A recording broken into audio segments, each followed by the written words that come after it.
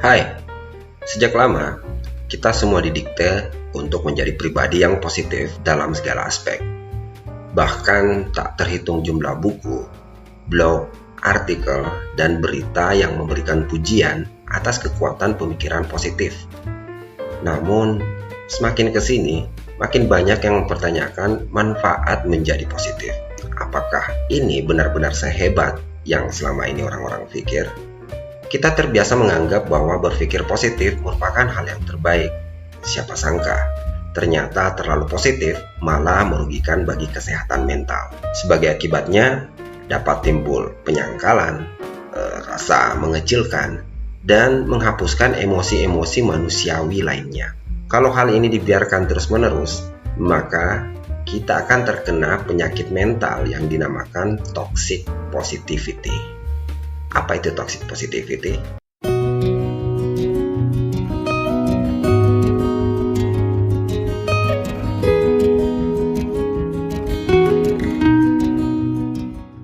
Toxic positivity adalah penggunaan rasa bahagia dan optimis secara berlebihan dan disamaratakan untuk segala situasi. Atau bisa dibilang kondisi ketika seseorang menuntut dirinya sendiri atau orang lain untuk selalu berpikir dan bersikap positif serta menolak emosi negatif. Dalam kehidupan, tidak mungkin seseorang merasa bahagia dan positif terus-menerus. Pasti ada peristiwa atau pengalaman tertentu yang menimbulkan emosi negatif pada seseorang. Misalnya sedih, kecewa, berduka, cemas, dan sebagainya. Umumnya, toxic positivity muncul melalui perkataan. Masih untung, banyak yang lebih menderita. Banyak-banyak bersyukur saja. Atau, lihat positifnya saja. Kalimat-kalimat ini merupakan contoh dari ucapan positif yang tidak baik, bergantung pada situasi dan kondisi. Bagaimana ciri-ciri orang yang terjebak toxic positivity? Toxic positivity umumnya muncul melalui ucapan. Orang yang memiliki pemikiran yang demikian mungkin bisa sering melontarkan petuah yang terkesan positif, tapi sebenarnya merasakan emosi yang negatif.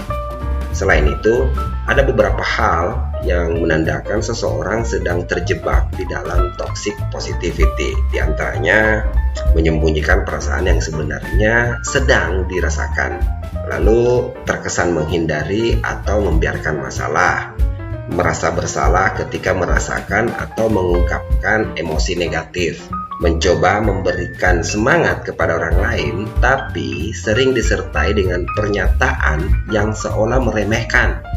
Misalnya mengucapkan kalimat "jangan menyerah, begitu saja kok tidak bisa". Lalu sering mengucapkan kalimat yang membandingkan diri dengan orang lain. Contohnya, "Kamu lebih beruntung, masih banyak orang yang lebih menderita dari kamu". Dan yang terakhir, di antara banyak lagi ya, biasa melontarkan kalimat yang menyalahkan orang yang tertimpa masalah. Misalnya, "Coba deh, lihat sisi positifnya. Lagi pula, ini salahmu juga kan?". Mungkin mengucapkan kalimat positif dimaksudkan untuk menguatkan diri sendiri atau sebagai rasa simpati terhadap masalah yang sedang dialami orang lain. Namun, bukan berarti boleh terlalu positif hingga mengabaikan emosi negatif. Apapun yang berlebihan itu tidak baik, begitu pula dengan sikap dan pikiran positif. Selain dari ucapan, media sosial juga dapat memicu toxic positivity. Secara tidak sadar, media sosial membuat tiap orang berlomba-lomba untuk menunjukkan sisi terbaik dari kehidupan masing-masing. Ketika melihat orang lain yang hidupnya tampak lebih sempurna, mungkin kita akan menjadi lebih mudah sedih dan terpuruk. Parahnya lagi, ketika sedang merasa sangat sedih sekalipun, sebisa mungkin untuk menutupinya dari media sosial. Hal ini membuat kita menolak segala emosi negatif karena ingin selalu terlihat sempurna seperti dunia yang ditampakkan di media sosial. Berdasarkan ciri-ciri tadi, ada beberapa dampak toxic positivity yang dihasilkan. Yang pertama, kurangnya rasa empati. Saat seseorang curhat, ia tidak selalu butuh nasihat. Seringkali, mereka hanya butuh didengarkan dan dimengerti. Dengan kata lain, dia butuh pembenaran akan emosi yang mereka rasakan.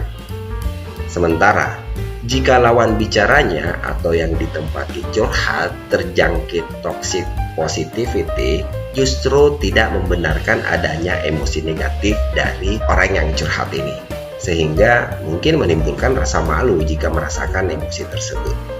Dampaknya, alih-alih menemukan jalan keluar dan mengurangi rasa gelisah yang dirasakan si curhater atau yang lagi curhat, si penerima curhat yang terjangkit toxic positivity justru merusak suasana karena komentarnya. Niat awalnya menenangkan, tapi karena kalimat si penerima curhat yang berusaha memaksa orang yang lagi curhat untuk tenang menghadapi masalahnya, justru membuat yang punya masalah semakin kesal dan merasa tidak didengarkan. Jadi, jika ada teman yang curhat dan nangis, jangan ungkapkan kalimat "nangis tak akan menyelesaikan masalah". Padahal, dengan menangis membuat sebagian orang merasa lega. Jadi jangan sampai niat baik untuk menghibur, tapi malah semakin mengecewakan orang lain. Cobalah gunakan kalimat sederhana, "Apa ada yang bisa aku bantu?" Itu dapat membuat lawan bicara merasa dimengerti dan membuatnya lega. Kemudian yang kedua, mengucilkan diri. Selain kurang sensitif, orang yang terpapar toxic positivity mungkin akan merasa tidak nyaman untuk mengekspresikan diri apa adanya. Akibatnya, mereka memilih untuk menutup diri, menyembunyikan perasaan, dan mengucilkan diri sendiri. Dengan demikian, bisa saja mereka memilih untuk berdiam diri mengenai masalahnya. Padahal mungkin mereka membutuhkan bantuan lebih lanjut.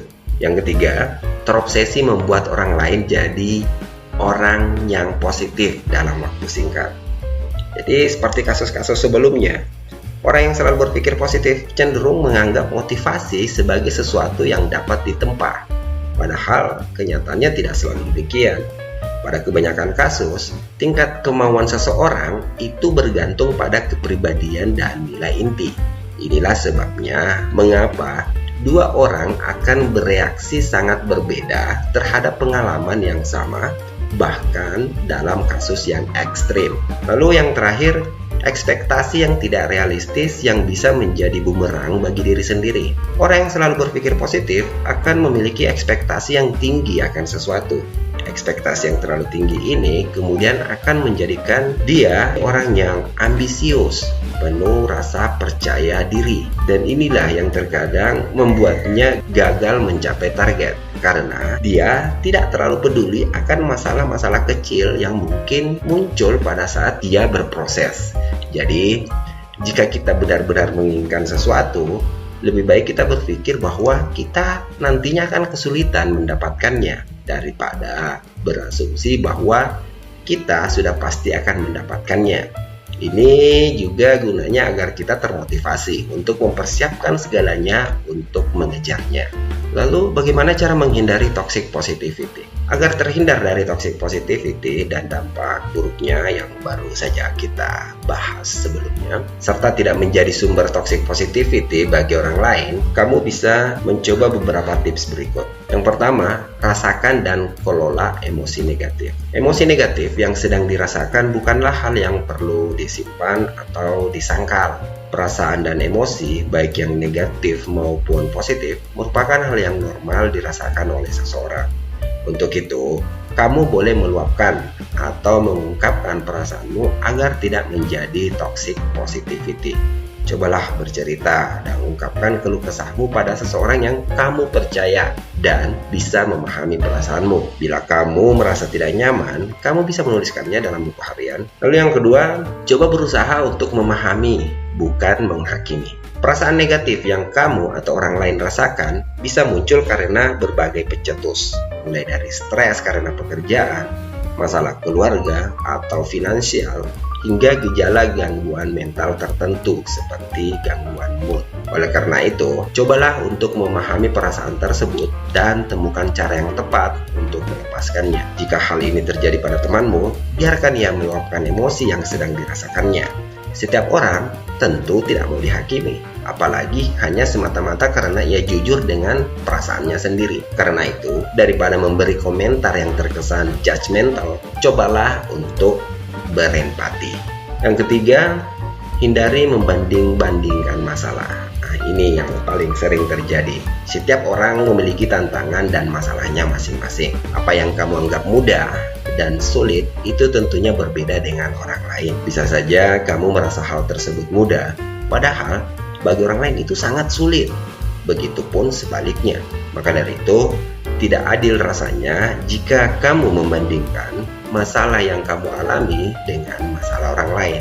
Alih-alih membandingkan diri sendiri dengan orang lain, lebih baik berusaha memahami dan menghibur diri agar kondisi dan perasaanmu kembali pulih. Yang terakhir atau yang keempat, mengurangi penggunaan media sosial. Mungkin ini agak kontroversi ya. Karena media sosial itu termasuk salah satu yang dapat memicu atau memperparah toxic positivity, khususnya bagi kalian yang mudah tersinggung, khususnya pada hal-hal yang berbau politik atau artis, idola gitu.